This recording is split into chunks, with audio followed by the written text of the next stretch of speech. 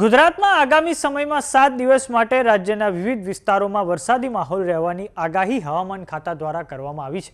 આજથી એટલે કે 13મી જૂનથી 19 જૂન સુધી દક્ષિણ ગુજરાત, ઉત્તર ગુજરાત અને સૌરાષ્ટ્રના અનેક જિલ્લાઓમાં ગાજવીજ સાથે હળવો વરસાદ પડવાની સંભાવના છે। નૈઋત્યના ચોમાસાની વાત કરીએ તો તે હાલમાં મહારાષ્ટ્રમાં અટકી પડ્યું છે। સંભાવના છે કે આજે તે સહેજ આગળ વધી શકે છે। નમસ્કાર, જમાવટ સાથે હું છું પાર્થ।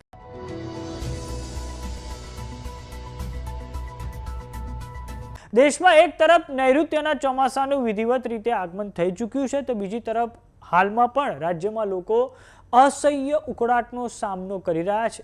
રાજ્યમાં જે પવનની ગતિ છે તેમાં પણ નોંધપાત્ર વધારો જોવા મળ્યો છે। આ જ કારણે રાજ્યના 7 શહેરોમાં ગરમીનો પારો 40 ડિગ્રીને પાર પહોંચી ગયો હતો। સંભાવના છે કે ગુજરાતમાં હવે 16મી જૂનની આસપાસ ચોમાસાનું આગમન થાય। હવે દર્શક મિત્રો, આપણે હવામાન ખાતાની આગાહીની મદદથી સમજીએ કે આજે અને આવનારા સમયમાં ગુજરાતમાં વરસાદ ક્યાં પડવાનો છે। તો દર્શક મિત્રો, આ તમે સ્ક્રીન પર જોઈ રહ્યા છો હવામાન ખાતાની આગાહી। તો આજે 13મી તારીખે હવામાન ખાતા દ્વારા સાબરકાંઠા, અરવલ્લી, મહીસાગર, દાહોદ, છોટાઉદેપુર, આ પછી દક્ષિણ ગુજરાતમાં નર્મદા, સુરત, તાપી, નવસારી, ડાંગ, વલસાડ, દમણ અને દાદરાનગર હવેલી અને સૌરાષ્ટ્રમાં અમરેલી અને ભાવનગરમાં છૂટાછવાયા સ્થળોએ ગાજવીજ સાથે હળવાથી મધ્યમ વરસાદની આગાહી કરેલી છે। વાત કરીએ હવે આવતીકાલની એટલે કે 14મી તારીખની, તો 14મી તારીખે હવામાન ખાતાએ માત્ર ને માત્ર દક્ષિણ ગુજરાતના જે જિલ્લા છે જેમ કે સુરત છે, તાપી, નવસારી, ડાંગ, વલસાડ, દમણ અને દાદરાનગર હવેલી માટે તેમણે વરસાદ પડવાની આગાહી કરેલી છે। આ પછી વાત કરીએ 15મી તારીખની, તો 15મી તારીખે જે છોટાઉદેપુર, નર્મદા, સુરત, તાપી, નવસારી, ડાંગ, દમણ, દાદરાનગર હવેલી અને વલસાડમાં હવામાન ખાતા દ્વારા વરસાદ પડવાની આગાહી વ્યક્ત કરવામાં આવી છે। અને આ પછી 16મી તારીખે એક એવી સંભાવના પણ છે કે ગુજરાતમાં વિધિવત રીતે ચોમાસાનો પ્રવેશ થઈ શકે છે। તો તે દિવસે હવામાન ખાતા દ્વારા દાહોદ, છોટાઉદેપુર, નર્મદા, આ પછી દક્ષિણ ગુજરાતમાં સુરત, તાપી, ડાંગ, નવસારી, વલસાડ, દમણ અને દાદરાનગર હવેલી અને સૌરાષ્ટ્રમાં ગીર સોમનાથ, અમરેલી અને ભાવનગરમાં હળવાથી મધ્યમ વરસાદની આગાહી કરવામાં આવી છે। હવે દર્શક મિત્રો, આપણે એ સમજીશું કે હાલમાં ચોમાસું કેમ અટકી ગયું છે। તો આ તમે સ્ક્રીન પર હવામાન ખાતાનો એ સત્તાવાર મેપ જોઈ રહ્યા છો।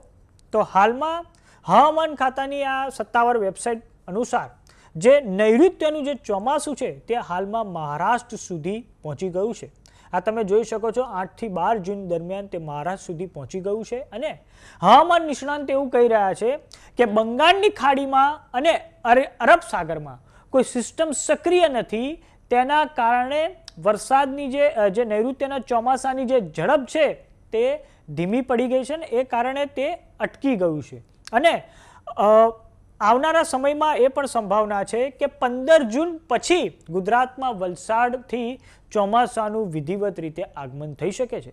અને આપણા ગુજરાતમાં જે ચોમાસાનું આગમન થાય છે તે એક જ તબક્કામાં નથી થતું, તેના પણ 3 થી 4 ફેઝ હોય છે। એટલે કે 15 જૂન પછી 20 જૂનનો વિસ્તાર, 20 જૂને જે દક્ષિણ ગુજરાત અને મધ્ય ગુજરાતના વિસ્તારો અને થોડાક સૌરાષ્ટ્રના કાંઠાના વિસ્તારો અને આ પછી 25 જૂને ઉત્તર ગુજરાતના વિસ્તારો અને 30 જૂને કચ્છ સહિત સમગ્ર રાજ્યમાં આ ચોમાસાથી સાર્વત્રિક વરસાદ પડવાની સંભાવના વ્યક્ત કરવામાં આવે છે। આમ 30 જૂન સુધીમાં ગુજરાતમાં સાર્વત્રિક વરસાદની સ્થિતિ બનતી હોય છે। ત્યારે આ જે હાલમાં તો મહારાષ્ટ્રમાં ચોમાસું અટકી ગયું છે।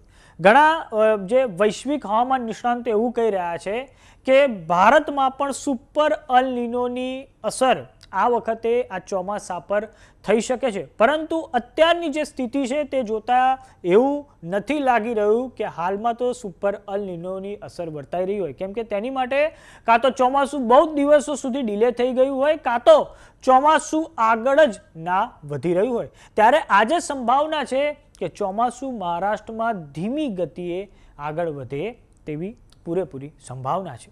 તો સમાચારોમાં અત્યારે બસ આટલું। જોતા રહો જમાવટ। જો તમે અમને YouTube પર જોઈ રહ્યા તો સબસ્ક્રાઇબ કરો, જો તમે અમને Facebook પર જોઈ રહ્યા તો ફોલો કરો, WhatsApp ચેનલને જોઈન કરવાનું ન ભૂલતા। નમસ્કાર।